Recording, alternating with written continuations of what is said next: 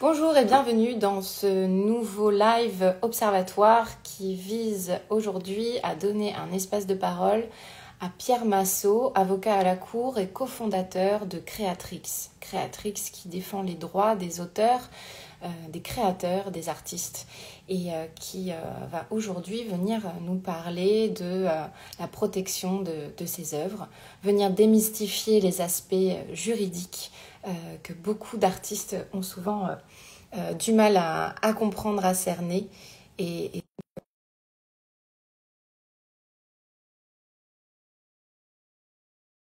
des clés de compréhension. Et j'accueille Pierre Massot sur le live qui se connecte avec le compte de Créatrix aujourd'hui.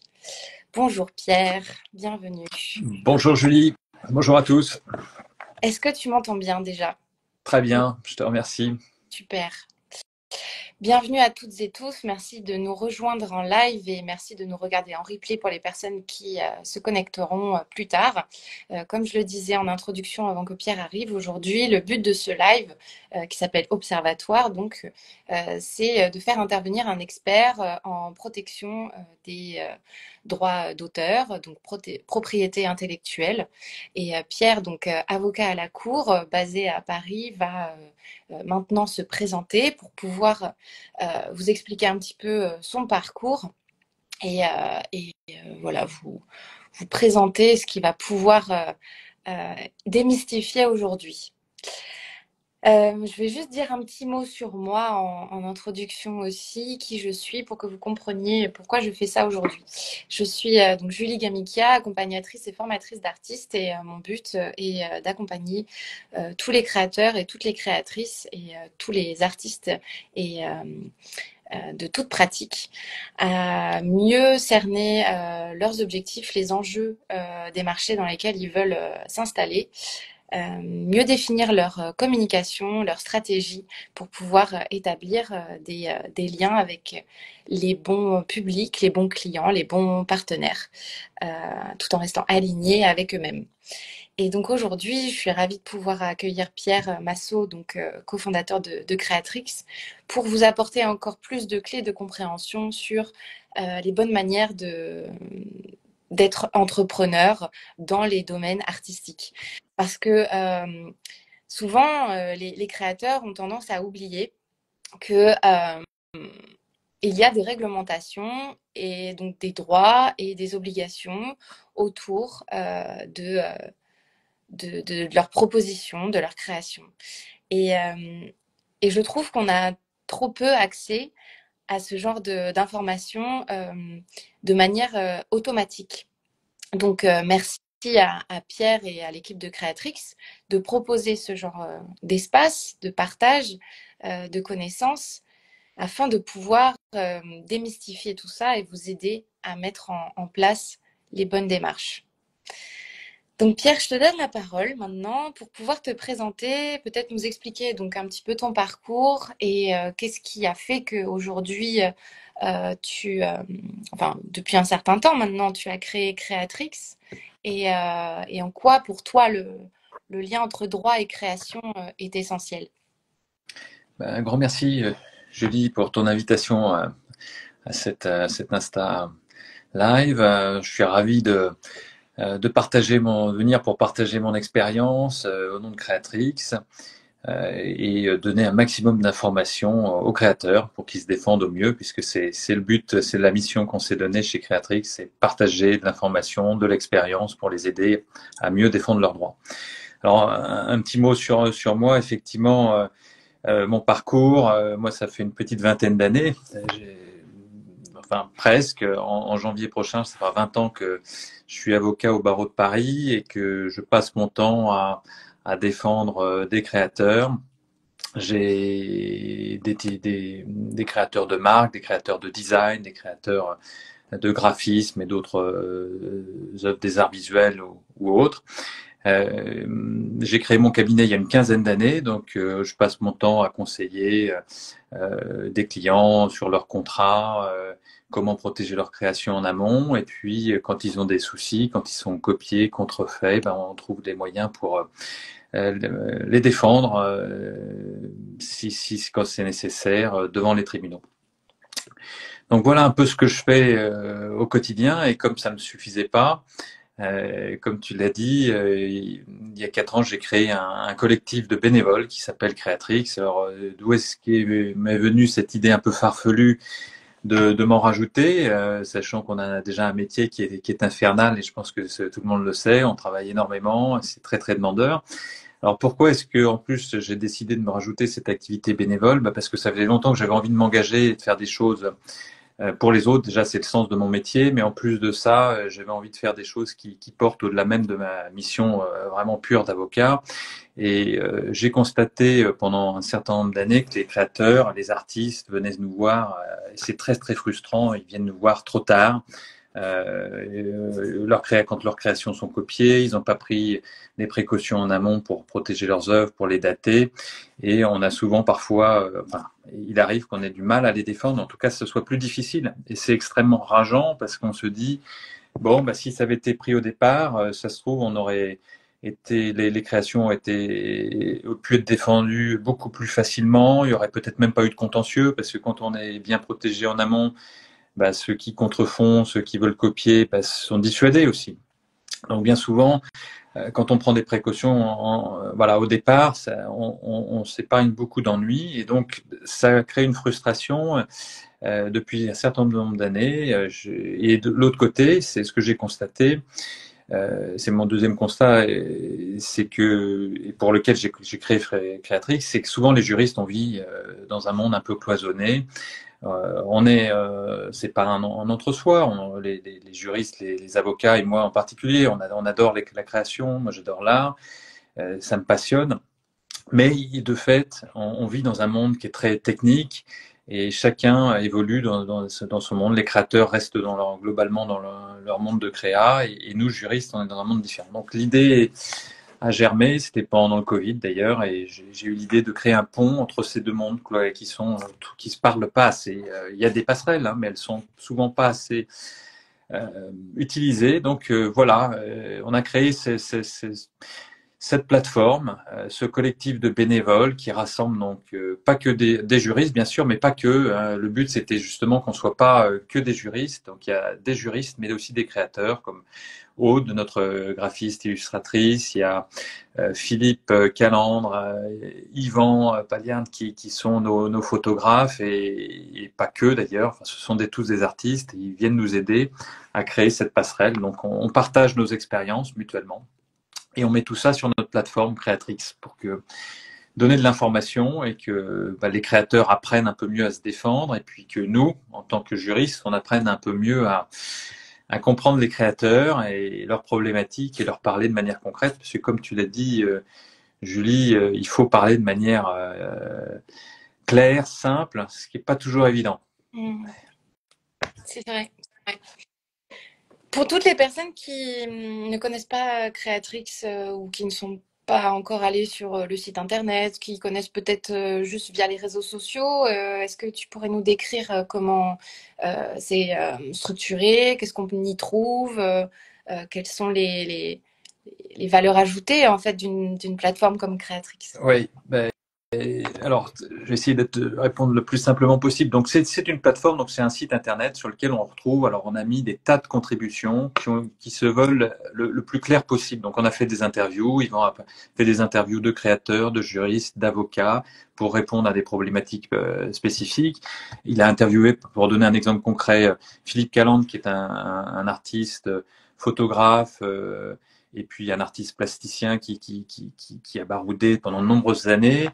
Et il a eu aussi, il a été copié, il raconte ses expériences et il donne voilà, ce que lui en a tiré après 20-30 ans de métier, ce qu'il pouvait conseiller à des jeunes créateurs. Donc ça, c'est sous forme d'interview. Donc on mixe les formats. Il y a aussi simplement des présentations du droit applicable sur des points précis, comment protéger ses créations, comment les dater de manière certaine. J'ai créé un design, qu'est-ce qu'il faut que je fasse. Donc ça, on essaie d'expliquer ça de la manière la plus simple possible. Donc tout se retrouve sur la plateforme par thème, par type de médias utilisés. Et puis Et en plus de ça, on fait des événements plusieurs fois par an. On intervient pendant la France Design Week. On a fait un hackathon. On est intervenu à l'école des architectes de Malaquais pour faire des tables rondes, partager de l'expérience. On va intervenir prochainement à l'école Boulle.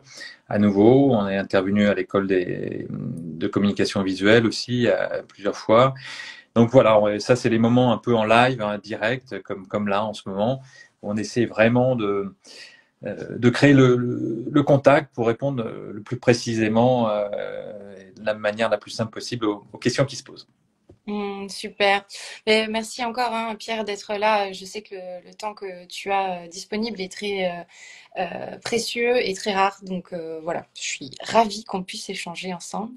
Et n'hésitez pas, vous, personnes présentes, à partager pour que les personnes puissent nous rejoindre en direct via le petit papier, avion en papier qui est en bas.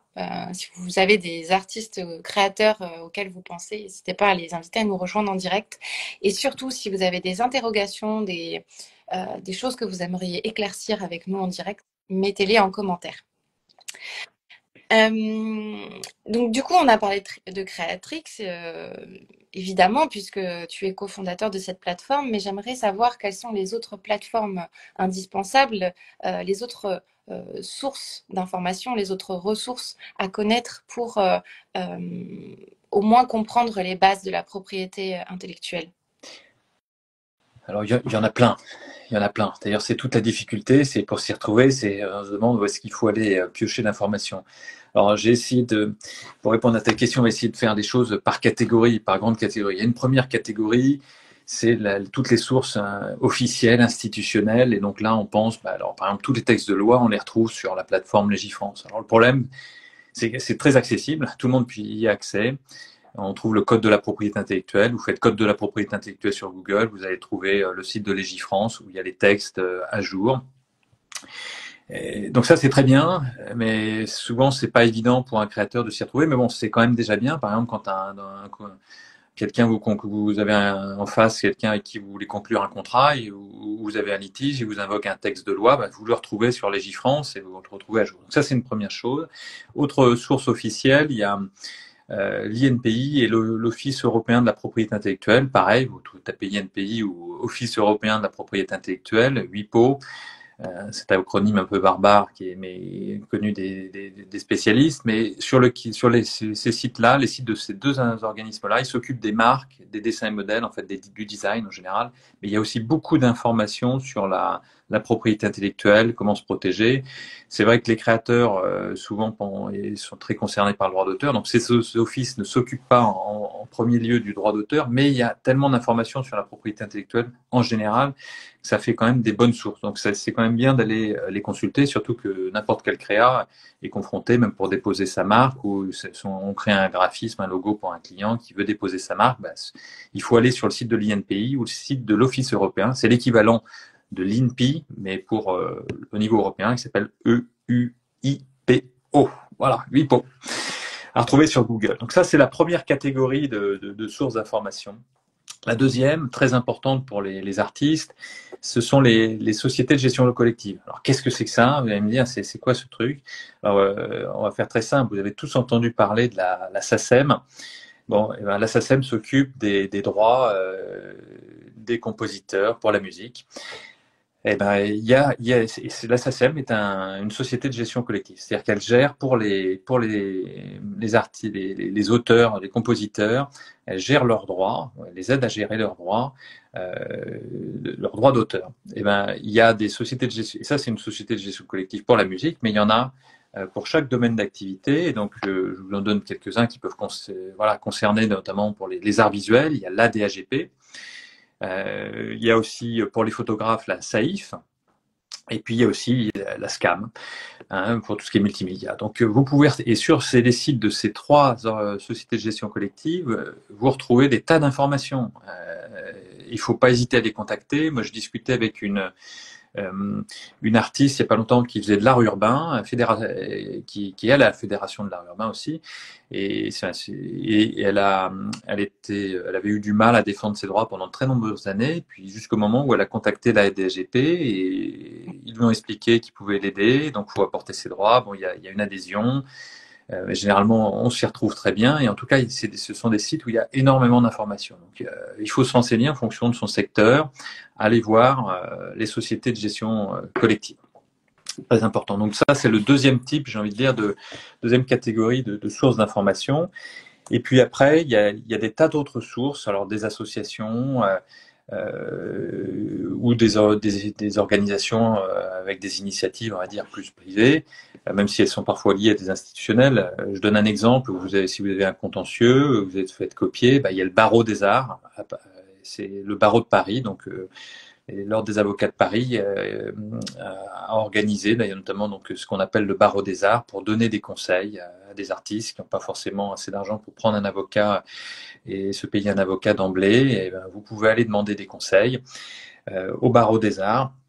Il y a également, j'en profite aussi, à l'INPI, il y a des permanences gratuites. Faut téléphoner à l'INPI et vous avez des avocats, des conseils en propriété industrielle qui donnent de leur temps pour vous donner des conseils. Vous avez 1 heure de consultation gratuite et l'Office européen aussi. Il ne faut pas hésiter à les appeler. C'est un Office européen, donc c'est toujours le même, hein, UIPO, EUIPO. Ils parlent toutes les langues. Vous les appelez, ils vous répondent en français. Il y a des programmes d'aide aux créateurs gratuits. Avec même des aides au dépôt, des marques, etc., et du conseil en propriété intellectuelle. Donc sollicitez-les, il ne faut pas hésiter. Et puis vous avez Creatrix, et sur Creatrix notamment, on a fait une page où on récapitule justement toutes les sources d'informations, parce que là, pour cet instant, sinon je vais vous assommer, je m'arrête là.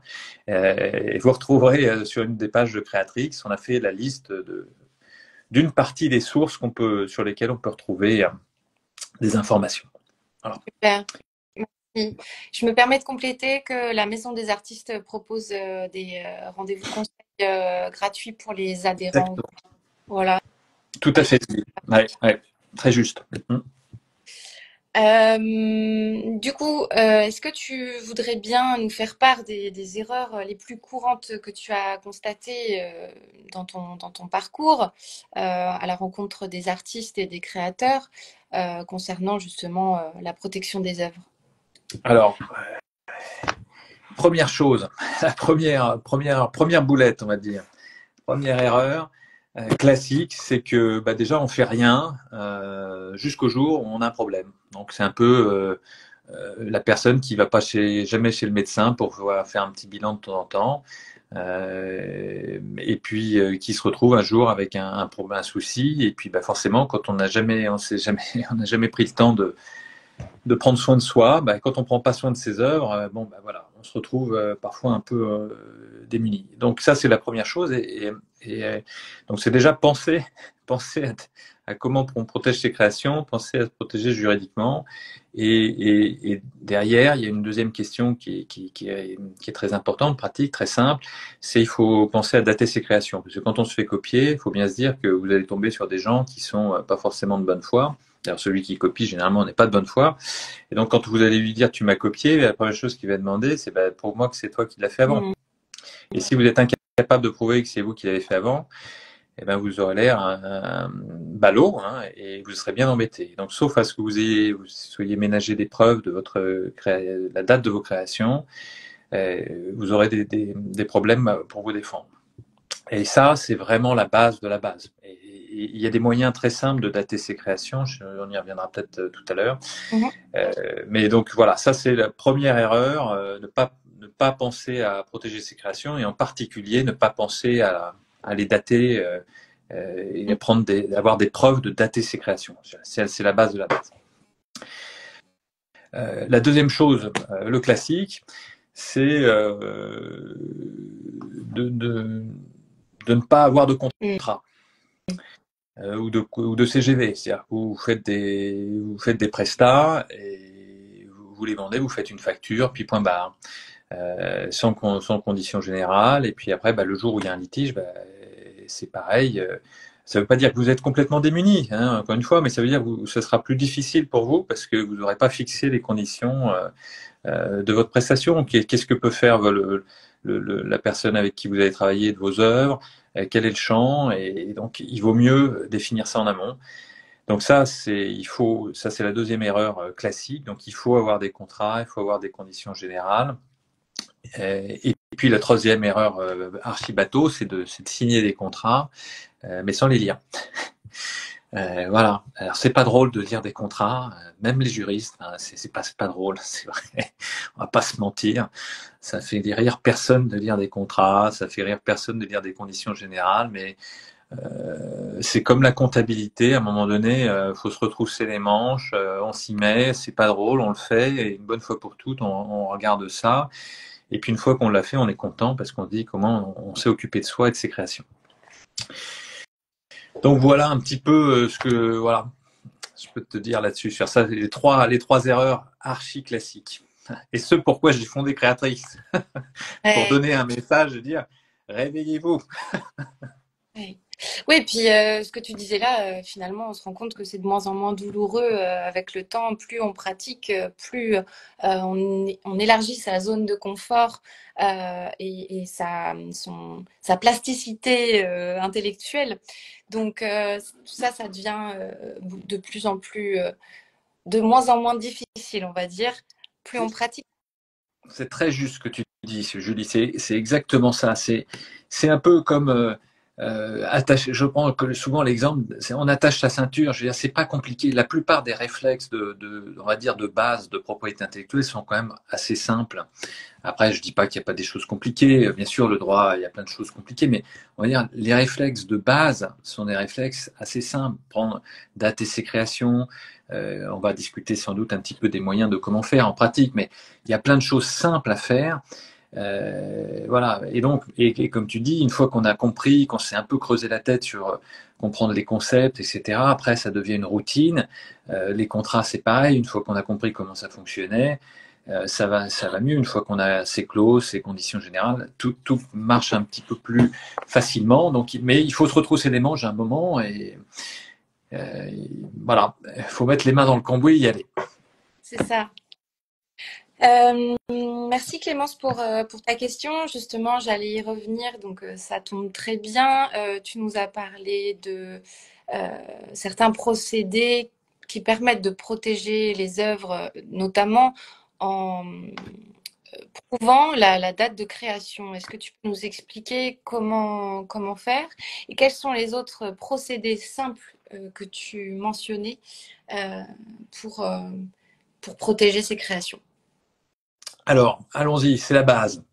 Euh, alors, vous avez de la chance parce qu'on est au 21e siècle et il y a plein de moyens maintenant de dater ses créations. Avant, juste pour vous dire à quel point vous avez de la chance. Moi, quand j'ai commencé, l'INPI mettait à disposition des créateurs ce qu'on appelle les enveloppes solo. C'était deux enveloppes cartonnées dans lesquelles on devait mettre 7 feuillets maximum. Je dis 7 feuillets parce que c'était les termes qu'employait l'INPI. Il fallait mettre les 7 feuillets identiques dans chacune des enveloppes, des compartiments, et on remettait ça à l'INPI qui en gardait un compartiment, il vous rendait l'autre, puis si le jour il y avait un litige, on donnait ça au juge. Bon. Et puis alors vous voyez, dès que ça dépassait cette feuillet, c'était l'horreur, parce que vous pouviez vous retrouver avec des dizaines, voire des 50, voilà, dans des enveloppes solo, c'était quand même pas, c'était bien, mais bon. Aujourd'hui, il y a ce qu'on appelle les enveloppes e-solo. Alors c'est E, plus loin solo, SOLEAU. Et pareil, vous faites sur Google enveloppe e-solo, vous allez tomber sur le site de l'INPI qui vous explique comment on fait. Mais en fait, c'est des moyens de dater sur une plateforme informatique de l'INPI, donc c'est officiel. Vous avez un certain nombre de mégas à pas dépasser, mais c'est 15 euros par dépôt. C'est rien. On va dire, c'est le moyen le plus simple, le moins coûteux pour un créateur. C'est les enveloppes e-solo. Vous déposez des fichiers sous format informatique et l'INPI vous garantit la date de la création pendant 5 ans. Et au-delà de 5 ans, il faut renouveler, il faut repayer 15 euros en plus. Tout est expliqué sur le site de l'INPI. Donc ça, j'ai envie de dire, c'est le moyen pour tout créa qui commence, qui a un budget serré. Donc là, on va dire, c'est la base. Après, si vous avez vraiment un flux très important de création, il y a aussi ce qu'on appelle la blockchain. Et il y a plein de sociétés. Je donne Blockchain Your IP, IP dans le jargon de la propriété intellectuelle, c'est Intellectual Property, donc IP en fait. Blockchain, your IP, your Intellectual Property, ça c'est par exemple une société, il y en a d'autres, mais c'est un des acteurs ils ont créé des moyens très simples de dater les créations grâce au système de la blockchain. Et ça coûte pas cher. Ils ont des solutions en plus pour les jeunes créas et surtout très fonctionnelles. C'est encore plus simple, plus maniable parce que voilà, faut renseignez-vous. Vous allez sur leur site, ils vous expliquent, vous prenez contact, rendez-vous, ils vous expliquent, vous prenez un abonnement et ça permet de dater de manière très simple ces créations. Et après, il y a d'autres. Alors s'il y a des enjeux très très très importants. On peut aussi penser à aller voir un huissier qu'on appelle aussi aujourd'hui commissaire de justice. Ils ont changé de nom. Hein, vous n'allez pas entendre parler sur Internet commissaire de justice. Commissaire de justice, c'est nos anciens huissiers. Et ben, vous pouvez aller demander à un huissier, un commissaire de justice, vous passer à son étude, vous déposez, enfin, ou vous lui écrivez un email, et vous déposez les documents, et il dresse un procès verbal de constat pour dater vos créations. C'est quoi l'intérêt? Alors ça coûte plus cher parce que vous faites appel à ce qu'on appelle un officier ministériel, mais ça donne ça a une valeur probante très très forte. Un acte authentique, c'est un peu comme pour un notaire, si vous voulez, un acte d'huissier, c'est quasiment incontestable.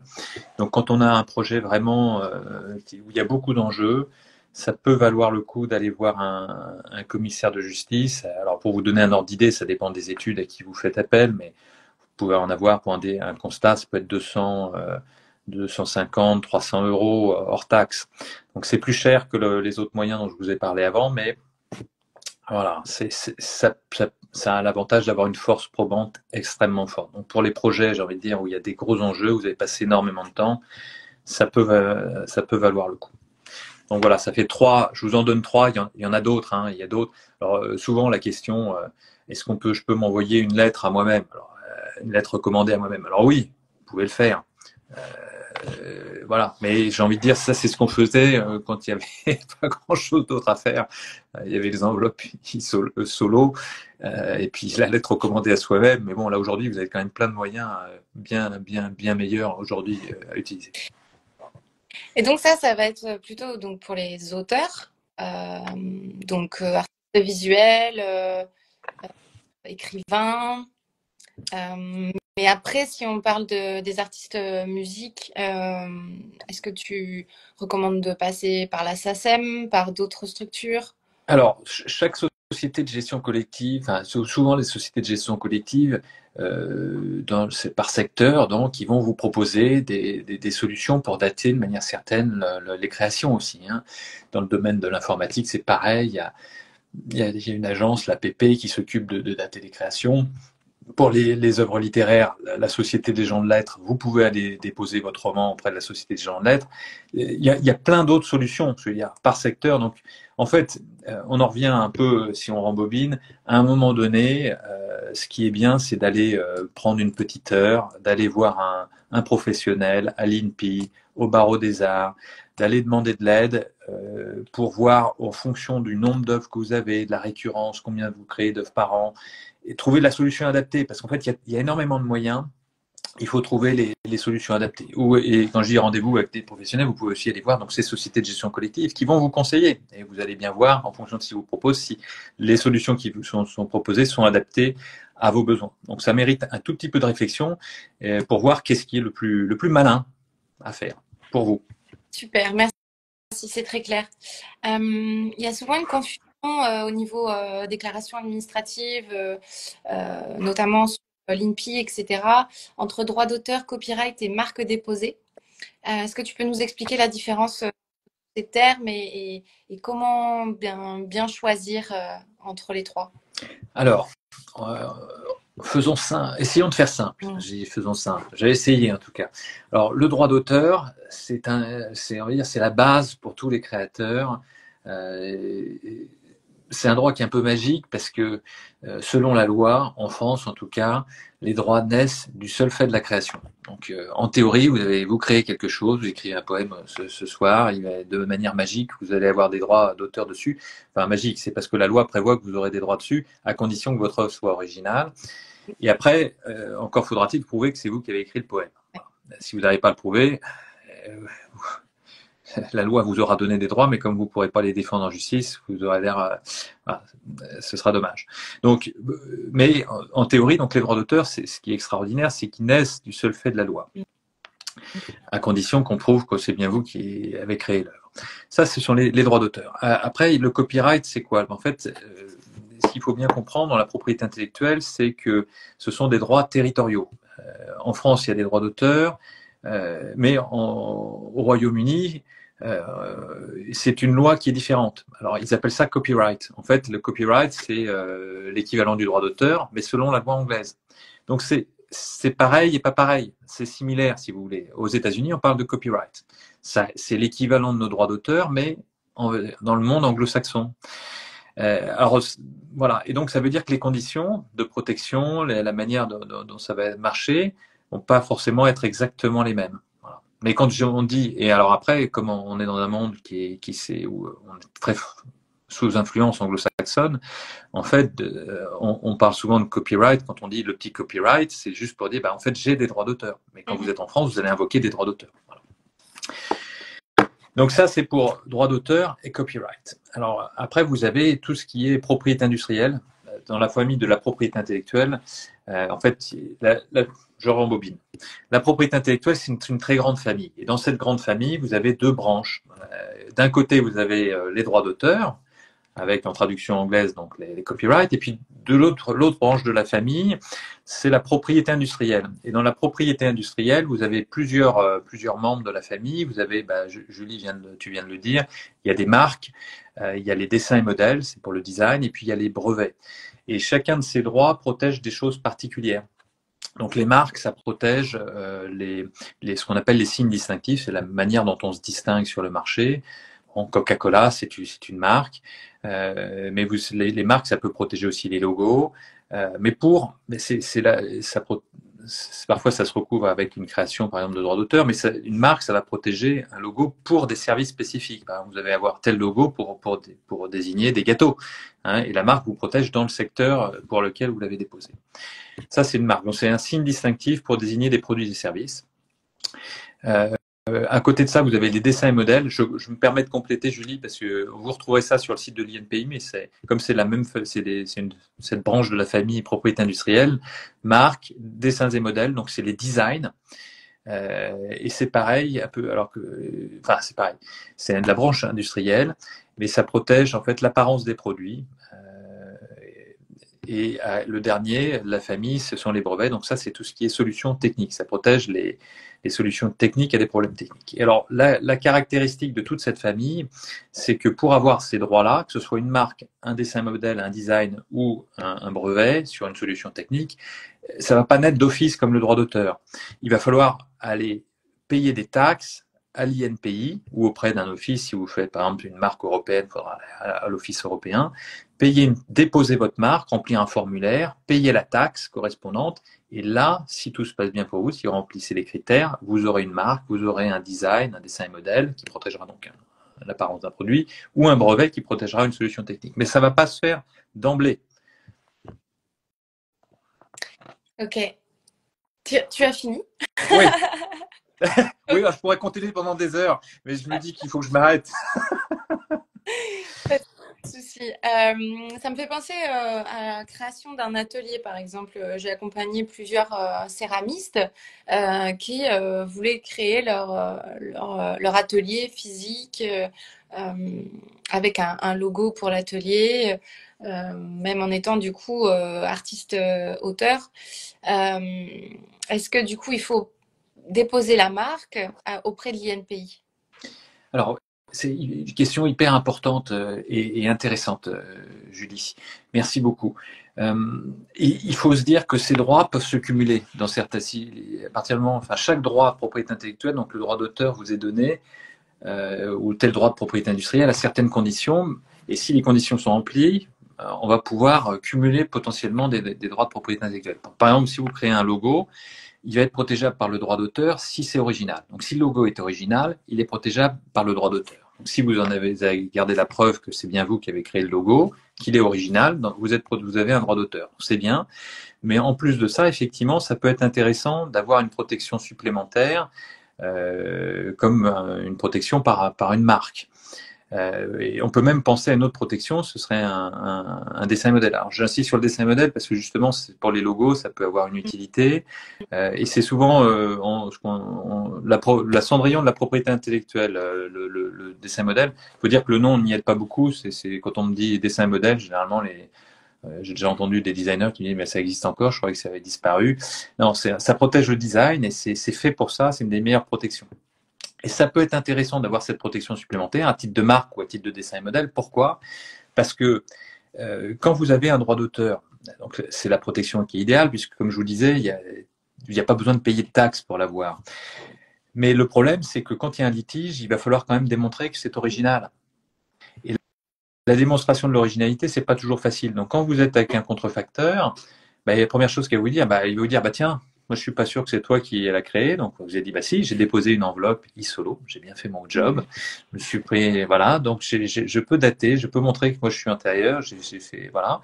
Et c'est pas, mais là, en face, avec toute la bonne foi de quelqu'un qui est copié, il peut vous répondre, oui, mais moi je trouve que ce que tu as fait, c'est pas original, donc c'est pas protégeable par le droit d'auteur. Et là, vous allez vous dire, dans ces cas-là, pour faire trancher cette question-là, vous êtes obligé de saisir le juge. Et là, vous aurez un débat sur l'originalité de votre logo. Et comme démontrer l'originalité, il y a une part de subjectivité, parce que c'est une notion qui est empreinte de subjectivité. Et du coup, vous allez avoir cet aléa jusqu'au bout, jusqu'à temps que le juge tranche, si c'est original ou pas. Et ça vous met dans une position qui est pas toujours favorable vis-à-vis des copieurs. Alors que si vous avez déposé une marque, ou si vous avez déposé un dessin modèle, là, vous allez avoir une protection supplémentaire. Alors certes, ça coûte un petit peu au départ, mais votre titre, vous aurez un titre de propriété qui va vous être délivré. Donc, par exemple, si c'est au niveau français par l'INPI, une marque, vous avez une marque, donc Julie, tu disais pour un atelier, donc une marque pour tel ou tel service. Le logo sera déposé pour tel ou tel service. Donc, si quelqu'un qui est dans le même domaine utilise ce logo, vous pourrez l'attaquer pour contrefaçon et la marque sera présumée valable. C'est ça qui change tout. Pareil pour le dessin et modèle, vous l'avez déposé, c'est présumé valable. Donc, ça renverse la charge de la preuve. Là, c'est plus concrètement la personne peut plus vous dire oui, moi je considère que c'est pas original, c'est pas protégeable. Non, c'est présumé valable. Donc, c'est à toi de me montrer et de me démontrer que mon titre, ce que j'ai créé, n'est pas nouveau, n'a pas une particularité. Ça remplit pas les conditions de protection. Et ça change tout dans les rapports de force juridiques. Parce que derrière, les gens, souvent, quand ils voient un titre de propriété industrielle, ils s'arrêtent parce qu'ils se disent, oh là là, ils appellent leur avocat qui leur dit, là, c'est pas très bien parti, tu auras peut-être intérêt à négocier. Et du coup, le créateur peut se protéger de manière beaucoup plus efficace.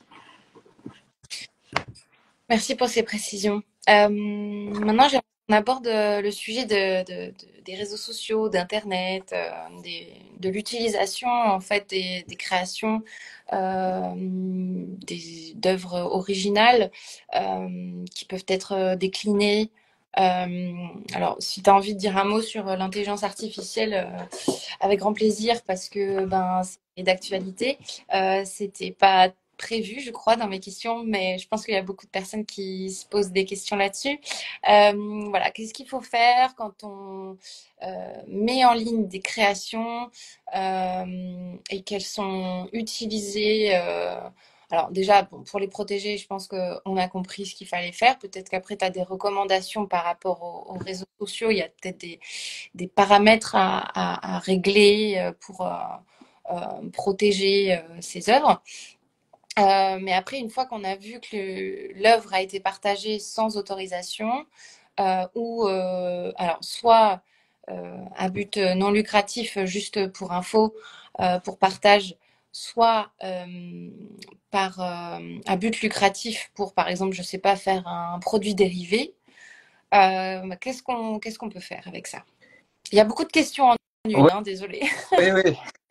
Oui, c'est bien, c'est très bien, tu as raison, et c'est vrai que le sujet de l'intelligence artificielle, l'IA, bien sûr, même les juristes en parlent, c'est pour dire. à quel point c'est d'actualité. Mais pour les créas, ça l'est encore plus parce que forcément, la vague de l'IA est là et que moi, je connais pas un seul créateur qui a pas déjà essayé de jouer avec l'IA.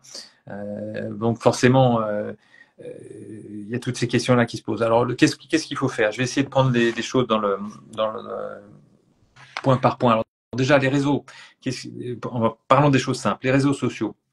Il y a pas, quand on poste en ligne ces œuvres sur les réseaux, de toute façon, vous n'avez pas vraiment de marge de manœuvre. Vous êtes obligé d'accepter les conditions générales des plateformes. Vous n'avez aucun pouvoir de négociation sur ces conditions générales. Donc, de toute façon, j'ai envie de dire, bon, une fois que vous les mettez en ligne sur les réseaux, bah oui, il faut regarder pour chaque plateforme. Elles ont des conditions générales d'utilisation et donc, généralement, elles incluent le fait que des gens pourront reposter ces publications sur le réseau. Alors, si vous avez pris les protections en amont, dont on a parlé, donc dater de manière certaine, voire même déposer une marque ou déposer, soyons fous, un dessin et modèle pour un design, alors, sachant qu'un design, l'apparence d'un produit, ça peut aller très loin, hein, ça peut être très large, je veux dire, il y a même l'aménagement d'un magasin, ça peut être, il y a une réforme qui vient de passer, on peut déposer ça, ou on va pouvoir déposer ça en tout cas sans difficulté. Bientôt à titre de dessin et modèle, ça protège beaucoup de choses. Si vous avez pris ces précautions en amont, voilà, vous allez pouvoir vous défendre parce que, bien sûr, votre offre sera sur les réseaux, mais ça ne veut pas dire que du coup, des tiers ne pourront pas aller, comme tu dis, Julie, si quelqu'un reprend après votre œuvre pour en faire une œuvre dérivée, c'est illicite. Hein, parce que la propriété intellectuelle, le principe, c'est que c'est un monopole qui vous est conféré à la loi parce que si vous avez des droits d'auteur, c'est parce que comme c'est original, vous avez apporté quelque chose d'original à la communauté. Donc, pour vous récompenser, on vous donne des droits d'auteur. Ça veut dire quoi? Ça veut dire un monopole d'exploitation. Personne n'a le droit de l'exploiter, sauf vous. Voilà. Sauf autorisation. Donc, si quelqu'un s'amuse à faire une œuvre dérivée, il devient un contrefacteur. Voilà pour ce que je peux vous dire sur les réseaux, ce que je peux te dire sur les réseaux, vous dire. Et puis sur l'IA, l'IA, elle aspire tout. Hein, c'est-à-dire qu'à partir du moment où on met ses œuvres de toute façon en ligne, les IA, vous savez, ça mouline sur le web, elle aspire tout, elle recrache parfois des œuvres qui peuvent être inspirées des vôtres. Et dans ces cas-là, ça peut potentiellement être une contrefaçon de votre œuvre. C'est-à-dire qu'une IA on peut créer des contrefaçons à partir de l'IA. C'est-à-dire que l'utilisateur va peut-être même pas le savoir, hein, parce que l'IA aura peut-être aspiré vos œuvres et puis elle pourra sortir ce qu'on appelle l'output, là, ça pourra sortir des créations dérivées de vos propres œuvres. Dans ces cas-là, potentiellement, ça peut être des contrefaçons. Et si des gens utilisent ces œuvres dérivées, qui sont des contrefaçons de vos œuvres, ça pourra potentiellement être attaquable. Après, pour l'IA, il y a aussi une autre question qui se pose, c'est si vous utilisez de l'IA, qu'est-ce qui se passe? Est-ce que vous avez des droits? Alors les juristes s'arrachent les cheveux. Vous voyez, moi j'en ai plus beaucoup déjà sur est-ce que c'est protégeable ou pas. Est-ce que à partir d'un prompt, on va avoir des droits d'auteur. Alors les juges français, à ma connaissance, n'ont pas encore tranché la question, mais beaucoup d'éminents juristes en propriété intellectuelle pensent que si le prompt a été original, en fait, le critère de protection par le droit d'auteur, c'est que si vous avez marqué l'œuvre de l'empreinte de votre personnalité, ça va être protégeable parce que ça sera original, ça sera le reflet de votre personne, de votre personnalité. Et donc, si le prompt est très travaillé et que du coup l'œuvre qui sort même par l'outil de l'IA, du coup, reflète votre personnalité, potentiellement, c'est protégeable.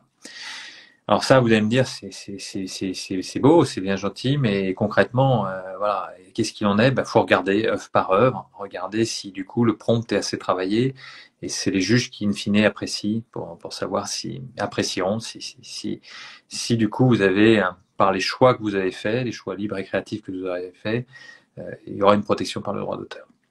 Et donc, un conseil dans ces cas-là, il faut garder l'historique de ces prompts pour montrer tout le travail des choix que vous aurez fait.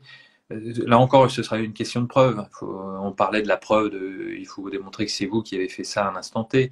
Bah là, il faudra montrer que c'est bien, vous avez fait des choix libres et créatifs et que c'est vous, enfin, que l'œuvre n'est pas sortie. Voilà, il y a une part de vous qui a été, même si c'est passé dans la moulinette de l'IA, il n'empêche que vous avez guidé par vos choix l'IA pour arriver à un résultat particulier. Et c'est vrai qu'on voit, il y a des créateurs, en utilisant l'IA, bah, ils sortent des créations, on voit bien que s'il y a leur griffe, c'est tellement particulier ce qui sort, qu'on voit bien que c'est eux qui ont fini par marquer l'IA de leur personnalité. Dans ces cas-là, ben, il faut bien garder les traces de tous ces prompts pour montrer votre travail créatif.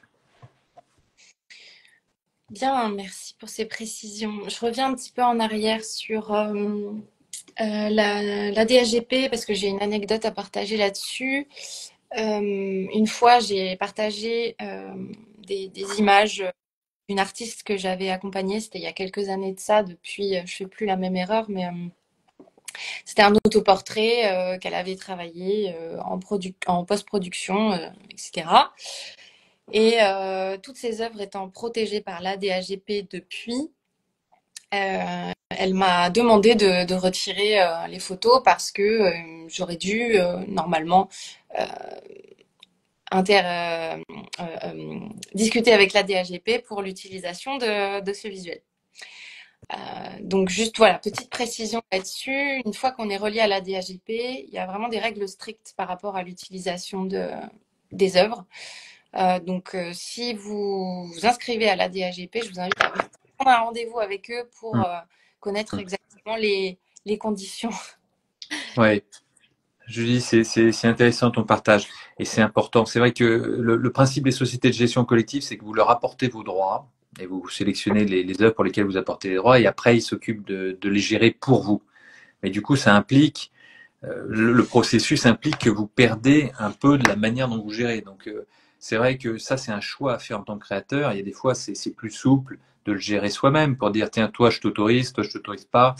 Et une fois que c'est confié à la DHGP, il faut rentrer par le moule de la DHGP et c'est un peu plus lourd. Alors, l'avantage, c'est qu'ils font les choses pour vous. Vous payez l'adhésion, ils gèrent pour vous. Mais après, du coup, ça devient plus lourd parce que c'est une machine. Ce sont des sociétés, c'est pas directement l'État, mais il n'empêche que ça ressemble à un fonctionnement, je prends des pincettes, d'administration. Donc c'est un petit peu, c'est plus lourd, c'est plus formel et effectivement, il y a un peu moins de souplesse dans la gestion. Donc c'est un choix à faire euh, d'apporter ou non ces œuvres. Comme tu dis, Julie, il faut aller les voir, discuter et voir si pour vous, en fonction du nombre d'œuvres que vous avez, c'est intéressant ou pas. Merci. Et autre anecdote, j'ai participé à un forum sur l'intelligence artificielle dans le milieu de la musique et notamment de la musique enregistrée. Et il y avait donc des informations qui circulaient sur le fait que la SACEM fera en sorte que les morceaux des artistes qui ont renoncé à leur droit d'utilisation de leurs œuvres par les IA étaient normalement protégés de ça. Donc, il y a effectivement tous les avantages à ce que vous ouvriez les droits d'utilisation de vos morceaux pour avoir peut-être des synchros avec de l'audiovisuel, etc. Je ne sais pas si c'est relié au niveau droit aujourd'hui.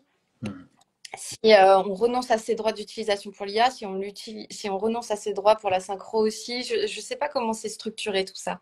Mais oui, alors ça, on rentre vraiment dans les subtilités du droit. Et alors, lors du dernier hackathon qu'on a fait avec Creatrix, là, et dans le cadre de France Design Week, il y a notamment une professeure qui a relevé, une des plus éminentes professeurs de droit de propriété intellectuelle, qui relevait que il faut faire très attention parce que en fait, effectivement, la législation donne cette opportunité. On se dit, on pourrait, si vous pouvez, c'est ce qu'on appelle l'opt-out. Vous dites, bah, moi, je veux pas que mes œuvres soient utilisées par les IA.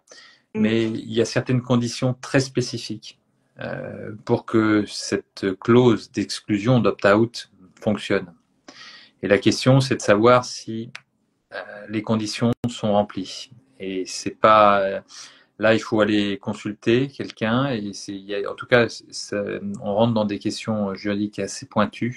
Oui. Et ça, par secteur, il faut aller se renseigner parce que justement, c'est très débattu. Il y a eu une décision en Allemagne justement récemment où les gens croyaient avoir fait de l'opt-out et les tribunaux ont dit que en fait les conditions n'étaient pas remplies.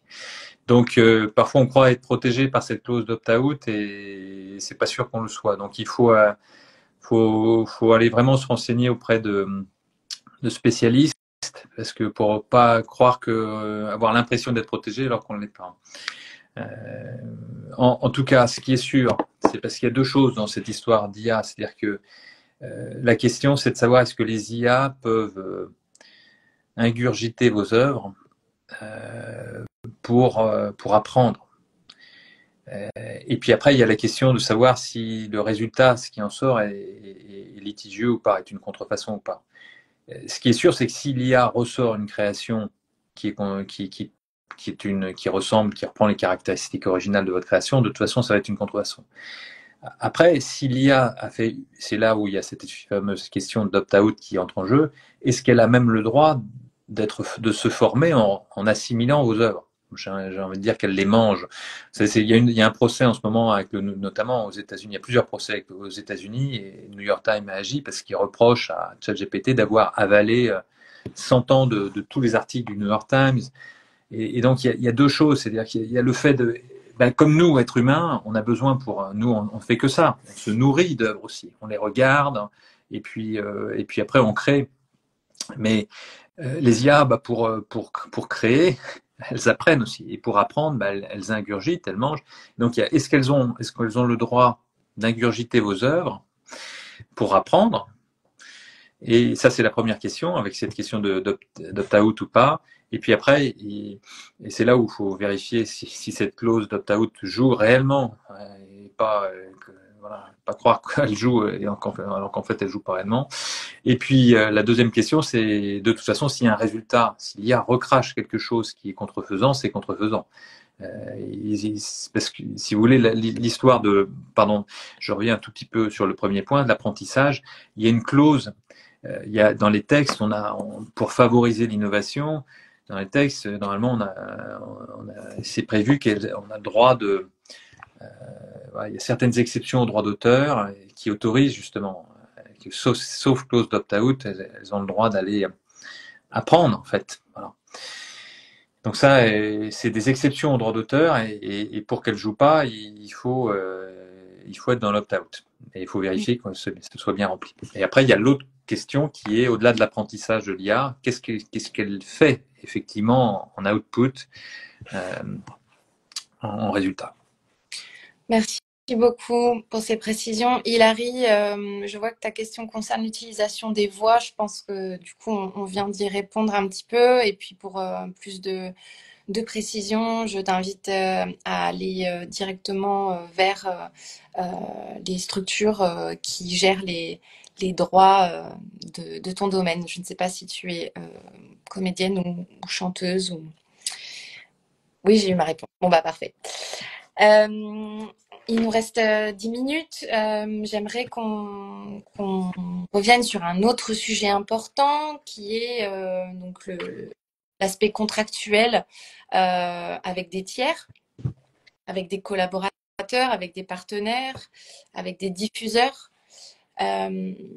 Notamment dans le cas de galeries, d'agences, de clients, quel type de contrat faut-il signer avec eux pour qu'ils aient le droit d'utiliser nos œuvres et qu'est-ce qu'il faut mettre comme clause essentielle dans ces contrats?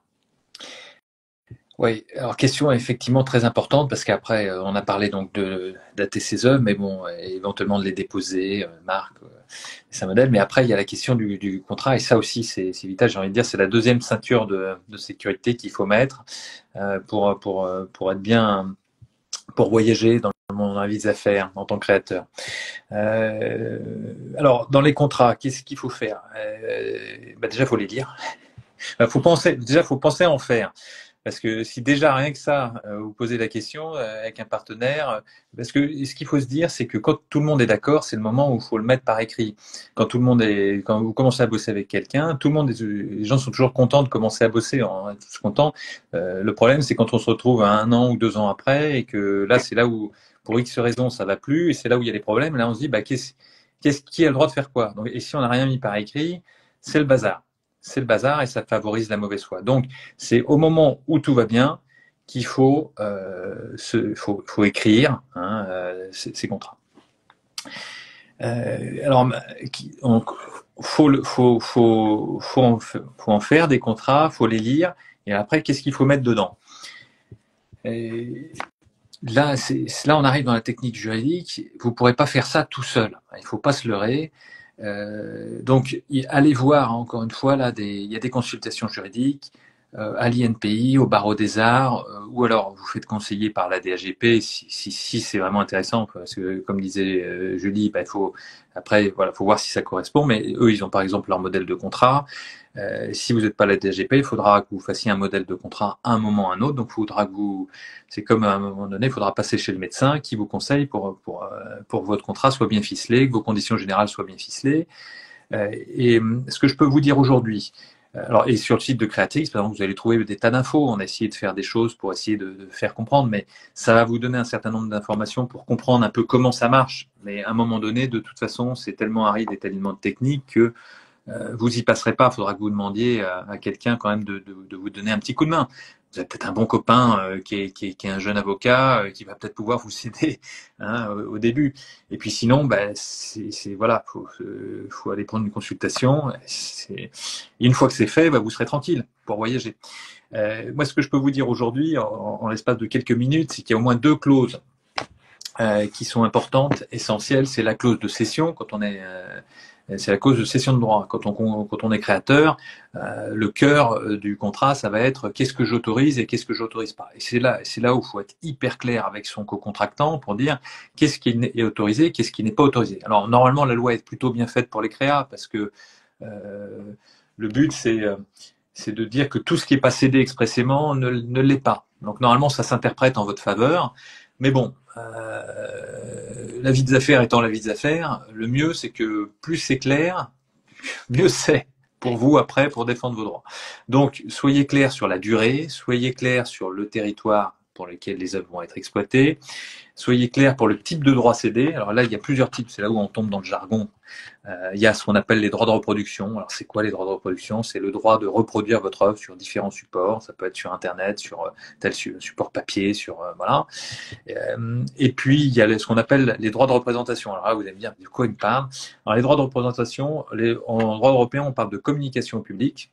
Ça veut dire la même chose que le droit de représentation. C'est le fait de montrer son œuvre au public.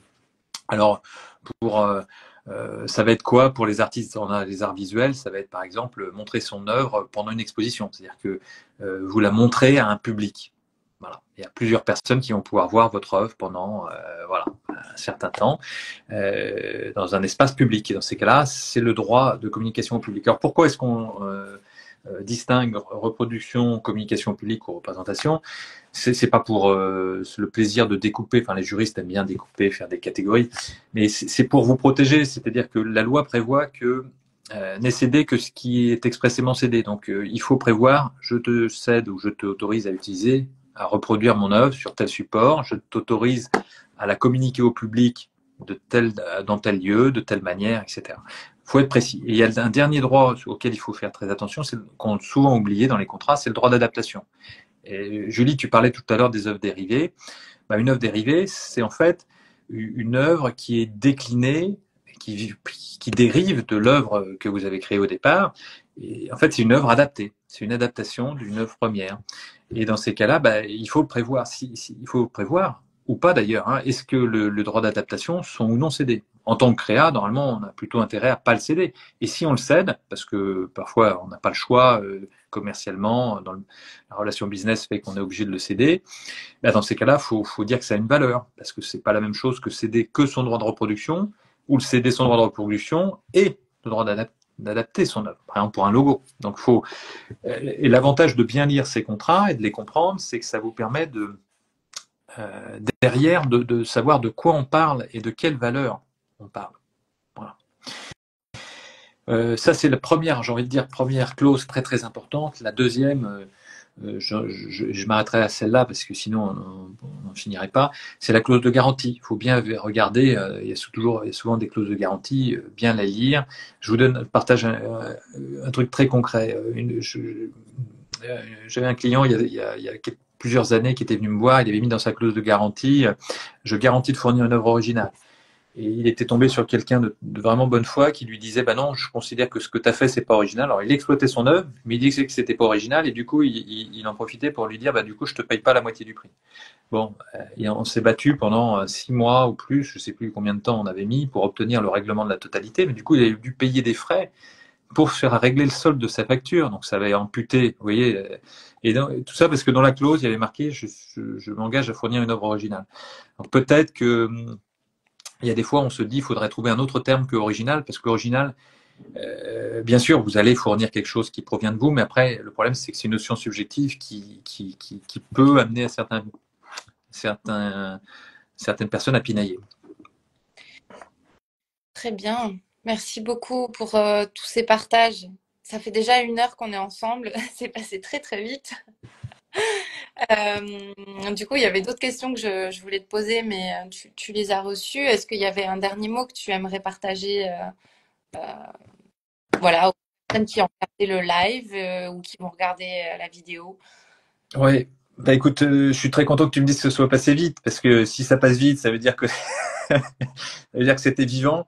Voilà, moi aussi c'est passé vite de mon côté et c'était très agréable de partager ce moment avec vous. Il y a encore beaucoup de choses à dire, effectivement. Moi, si j'ai un dernier message, c'est je pense, il y a une chose, c'est pour les créateurs, c'est prenez soin de vous et prenez soin de vos œuvres. Voilà. Et pour ça, eh ben, prenez du temps pour vous faire, pour savoir comment vous allez les protéger et pour vous faire conseiller, parce que voilà, il y a plein de choses simples.